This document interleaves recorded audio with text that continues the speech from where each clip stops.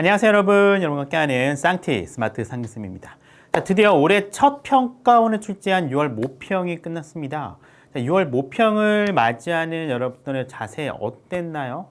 3월과 4월 달에 봤었던 학평과는 조금은 다른 마음가짐이 아니었나 생각이 듭니다. 자, 본격적으로 한번 6월 모평이 어떤 식으로 출제가 되고 어떤 의미가 있는지 한번 살펴보도록 할게요. 자, 6월 모평 전체 출제 분석을 한번 해보도록 하겠습니다. 자, 어떤 내용을 나왔고 어떤 점에 중점을 둬서 우리가 한번 다시 복귀해 봐야 되는지 살펴보도록 하겠습니다. 자, 올해 첫 평가원 출제 시험입니다. 이 평가원 출제라고 하는 것은요, 3월달, 4월달에 봤었던 교육청 출제 시험과는 약간 방향성과 출제 의도가 조금 다릅니다. 물론 이 평가원에서 출제하시는 선생님들이랑 이 교육청에 출제하는 학평 선생님들이랑 엄청나게 일치합니다. 많이 일치해요. 평가원 들어가시는 분들이 학평도 많이 들어가고 하는데 이 두 개의 시험 사이에는 엄청난 차이점이 두 가지가 있습니다. 첫 번째는 이 학평은 고3 재학생들끼리만 보는 거예요. 그렇죠? 그러다 보니까 상당수 상위권을 차지하는 재수생 혹은 반수생들이 들어오지 않습니다. 그러다 보니 어떤 일이 생겨요? 재학생들 간의 등급의 인플레가 생겨요. 학평 등급보다 평가원 출제하는 등급이 다 떨어지거든요. 이런 문제점이 생기고요. 두 번째 차이점은 출제하시는 교사와 선생님들은 비슷하긴 하지만 일단 평가원은 교수님들이 들어가요. 교수님 들어가서 출제에서 상당히 역할을 하십니다. 그리고 가장 큰 차이점은 평가원의 문제 퀄리티가 훨씬 더 좋아요. 왜 출제 선생님이 비슷한데 왜 평가원의 출제 문제 퀄리티가 높느냐? 간단합니다. 출제와 이 검토하는 시기의 차이가 엄청나게 나요. 보통 이 학력평가 같은 경우에는 출제하시는 분들이 검토까지 하십니다. 보통 3주 정도 돼요. 긴 듯 하지만 그렇게 길지 않습니다. 근데 평가원 같은 경우에는 출제하시는 분들과 검토하시는 분들이 차이가 나요. 분리되어 있습니다. 그리고 검토 선생님 역시 1차 검토진과 2차 검토진이라고 하는 굉장히 꼼꼼하게 살펴보는 시스템이 되어 있고요. 이 출제에서 문제가 만들어지기까지, 검토까지 끝나는 시기까지 어떤 기간이 한 달 반 정도 혹은 2개월까지 걸리기 때문에 엄청난 퀄리티 차이가 발생을 해요. 그러다 보니까 학평이 추구하는 방향성과 평가원이 추구하는 방향성이 미묘하게 다르다는 것을 아마 이 평가원 시험을 풀어봤을 때 느끼셨을 거라 생각이 듭니다. 자, 역으로 다시 되돌아가서 이 올해 이제 6월달 이 모평을 보면 보통 6월달 이 모평이 다른 때보다 조금 어렵게 출제되는 경우가 있거든요. 작년 같은 경우에 조금 쉽게 되긴 했지만 어쨌든 6월 모평은 조금 더 어렵게 출제되는 경향이 많습니다. 자, 영어를 봤더니만 영어 독해 난이도, 문제와 별도로 이 독해 지문의 난이도도 예년과 마찬가지로 그렇게 술술 익히는 그런 지문의 수준은 아니었습니다. 특히 고3 재학생 같은 경우에는 확실히 고1, 2 때 코로나를 겪으면서 학습량이 조금 떨어지기 때문에 특히 영어보다는 다른 과목의 비중이 크잖아요. 그러다 보니까 이 지문을 접했을 때 상당히 어렵게 느껴질 수도 있어요. 그리고 일부 선택지 같은 경우는 굉장히 헷갈리게 매력도 높은 선택지를 만들어 놨습니다. 근데 이 문제 자체만 보면은 이 영어 자체가 이제 절대평가이기 때문에 옛날처럼 정말로 어려운 지문을 몇 번 읽어보고 심지어 해석을 보고서라도 답이 잘 안 나오는 소위 얘기하는 킬러 문항이 거의 없어졌습니다.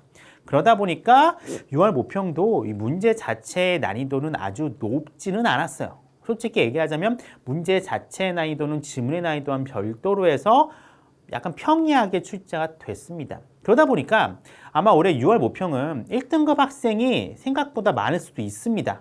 그런데 2, 3등급 학생들은 오히려 떨어질 수도 있는 그런 상황이 발생될 수도 있습니다. 즉 지문 자체를 해석하고 이해만 하면은 문제 자체는 어렵지 않았기 때문에 생각보다 쉽게 푼 친구도 있는 반면에 독해 자체가 살짝 높다 보니까 술술 익히지 않았어요. 여기서 시간을 많이 뺏기다 보니까 정작 중요한 문제 자체에는 집중을 못 해가지고 틀렸던 친구들이 좀 있었던 것 같습니다.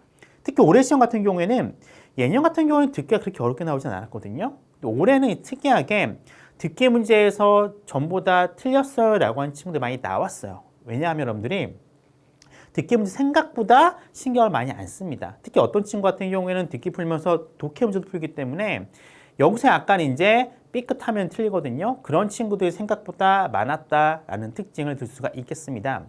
자, 어법 난이도가요. 예년에 봤던 난이도보다는 조금 높았던 것 같아요. 물론 대명사, 명사수식 분사, 관계사, 독립분사 구문, 오형 투부정사라고 하는 흔히 나오는 분야가 나오긴 했는데 특히 이제 정답은 위치였는데 위치 뒤에 나오는 문장의 완전성을 판단하는 데 있어 extend to라고 하는 단어의 어떤 성격을 모르는 친구 같은 경우에는 조금 헷갈리지 않았을까라는 생각이 들기도 합니다. 특히 독립분사구문도 나왔거든요. 어휘 같은 경우에는 예년에 비해서는 이 단어 자체의 난이도가 높지 않았어요. repeat, persuading, alternative, accommodating, reinforce처럼 아주 어려운 단어가 나오진 않았습니다. 물론 이제 accommodate라고 하는 이 의미가 좀 두 가지 정도 되는 뜻을 갖고 있는 단어잖아요. 숙박하다는 의미가 있고 수용하다는 의미가 있는데 수용하다는 의미로 쓰였거든요. 이 의미를 몰랐던 친구 같은 경우는 조금 어렵지 않았을까라는 생각이 들기도 합니다. 자, 빈칸 추론 같은 경우는 항상 여러분들의 발목을 잡는 문제이기도 합니다만 이 지문의 난이도와는 별도로 문제 자체만 보면은 아주 어려운 수준은 아니었습니다. 충분히 지문 안에 힌트가 있었고요. 이 어떤 문제를 많이 풀어보거나 지문의 어떤 연습이 많이 된 친구 같은 경우에는 그렇게까지 어렵다라고 느끼진 않았을 수도 있어요. 근데 고3 재학생들 같은 경우에는 영어 독해 소화량이 그렇게 많지 않기 때문에 술술 익히지 않았다고 말씀드렸잖아요. 독해 난이도 자체가 상대적으로 높았을 수도 있습니다. 특히 32, 33, 34번이 생각보다 까다로웠어요. 개인적으로는 이 3점짜리 33, 34보다 2점짜리 32번이 조금은 풀기 까다로웠다라고 느꼈습니다. 선택지의 매력도 물론 빈칸 추론의 매력도 높거든요. 역시 이번에도 지문의 난이도와 마찬가지로 선택지의 매력도가 높았습니다. 그리고 지문 내용의 정확한 이해를 한 친구라면은 어렵지 않게 정답을 체크했겠지만 여기 조금 헤맸던 친구 같은 경우 수술 익히지 않았으니까 조금 어렵지 않았을까라는 생각이 듭니다. 아무리 빈칸 추론이 선생님이 뭐 평이하게 나왔어요 라고 얘기를 해도 이 문항 자체의 난이도가 높기 때문에 어렵게 느낀 친구가 많지 않았을까 생각이 듭니다. 글의 순서와 문장 삽입입니다. 이 빈칸 추론과 더불어 전통의 고난도 문제 유형이고요. 이 요즘 트렌드 자체가 이 글의 순서와 문장 삽입의 지문을 굉장히 길게 늘리는 경향이 있거든요. 올해 6월 모평에서도 똑같이 지문의 길이가 만만치 않게 나왔습니다. 근데 독해 난이도 자체는요, 그렇게 어렵진 않았어요. 글의 순서라든가 문장 삽입 자체가. 근데 지문의 길이가 길어요. 특히 순서 맞추기, 이 길이 굉장히 길었거든요. 좀 어려웠을 수도 있고, 이 대명사 디스가 뭔지를 정확하게 캐치한 친구라면은 또 잘 맞추지 않았을까 생각이 듭니다. 물론 예년처럼 정말로 어디에 넣어도 답이 될 수 있는 이런 킬러 문항급의 아주 헷갈리는 문항은 나오지 않았다라는 게 이번 6월 모평의 특징이 않았나 싶습니다.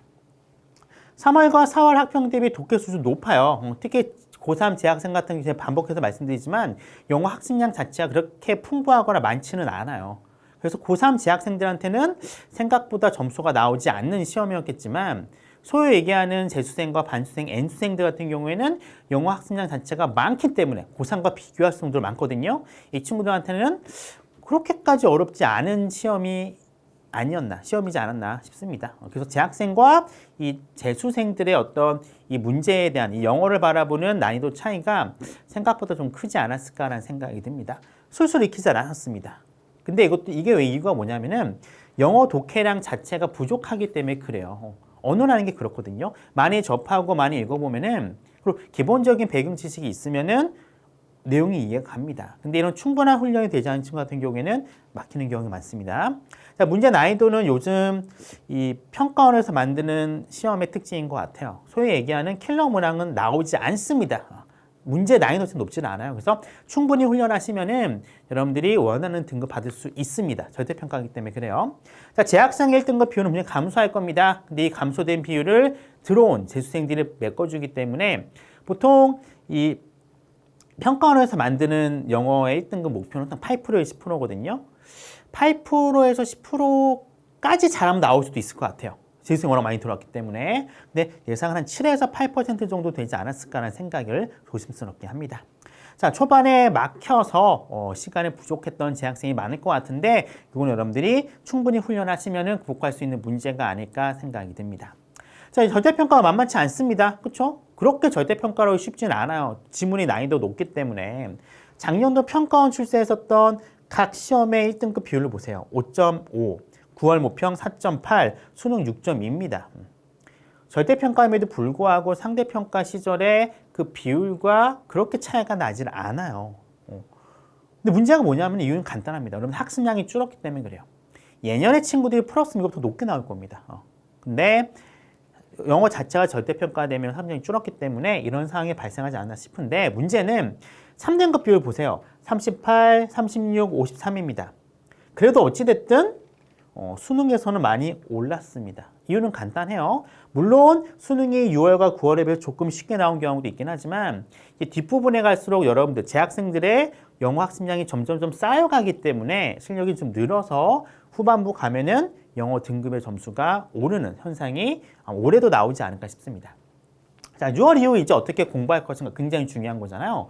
일단 어휘 굉장히 중요합니다. 6월달 모평 보시면 특징이 뭐냐면은 아주 어려운 어휘는 나오질 않았어요. 대신에 이 특이하게 쓰이는 어떤 다이어 단어들, 첫 번째 의미가 아니라 두 번째, 세 번째 의미로 쓰였던 그런 단어들이 좀 나왔습니다. 특히 그 단어들이 전체 지문에 중요한 역할을 했기 때문에 어휘에 약간 확장성 필요하시고요. 독해 연습 꼭 하셔야 됩니다. 특히 수능 최저를 영어로 맞추는 친구들은 영어 학습을 좀 늘리셔야 됩니다.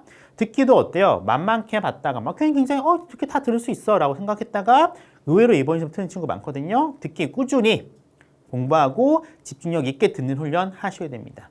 문제풀이 연습 많이 하셔야 돼요. 문제풀이 연습량 자체가 수능 때 영어 등급을 결정한다. 꼭 기억해 주기 바랍니다. 슬슬 이제 영어 공부 비중을 어떻게 할 거 결단하셔야 됩니다. 나의 어떤 포커스가 이 수시로 갈 거냐 정시로 갈 거냐에 따라 약간 다르죠. 정시 같은 경우에는 영어의 비중이 적기 때문에 영어의 어떤 공부량을 늘릴 수가 없어요. 상대평가로 치러지는 국어, 수학, 탐구의 어떤 비중을 늘려야 되기 때문에 그렇습니다. 하지만 수시 같은 경우라면은 달라요. 수시 같은 경우는 보통 수능 최저가 2과목 혹은 아주 가끔 3과목의 합으로 결정이 되기 때문에 영어만큼 이 수능 최저를 메꿀 수 있는 과목이 없습니다. 그래서 수능 최저가 확보가 목표인 수시가 약간 이 포커스를 맞춘 친구라면은 어떤 과목보다도 영어에 대한 학습량은 조금 더 늘릴 필요가 있습니다. 영어만큼 안정적으로 등급이 나오는 경우가 없거든요. 그래서 영어 학습량을 조금 늘리셔가지고 이 영어에서 좋은 등급을 받아서 수능 최저를 어느 정도 확보할 수 있는 그런 전략을 짜셔야 됩니다. 마지막으로 집중해서 공부해야 돼요. 특히 언어 관련이 그렇거든요. 국어 비문학이라던가 영어 독해 같은 경우에는 이 집중하지 않고서는 잘 눈에 들어오지 않습니다. 그 정도의 어떤 시간을요 확보하셔가지고 굉장히 조용한 가운데서 집중해서 공부할 수 있는 환경을 꼭 만들어 보시기 바랍니다. 6월 모평 평가원 출제 첫 번째 시험입니다. 목표로 했던 등급을 받은 친구도 있겠지만 그렇지 못한 친구도 있을 겁니다. 이제 시작입니다. 수능까지는요 조금 여유가 있습니다. 여러분들 영어 굉장히 중요한 과목이기 때문에 전략 그리고 공부 방법 열심히 생각하셔가지고요 수능 때는 좀 더 나은 결과가 나오기를 간절히 기원하도록 하겠습니다.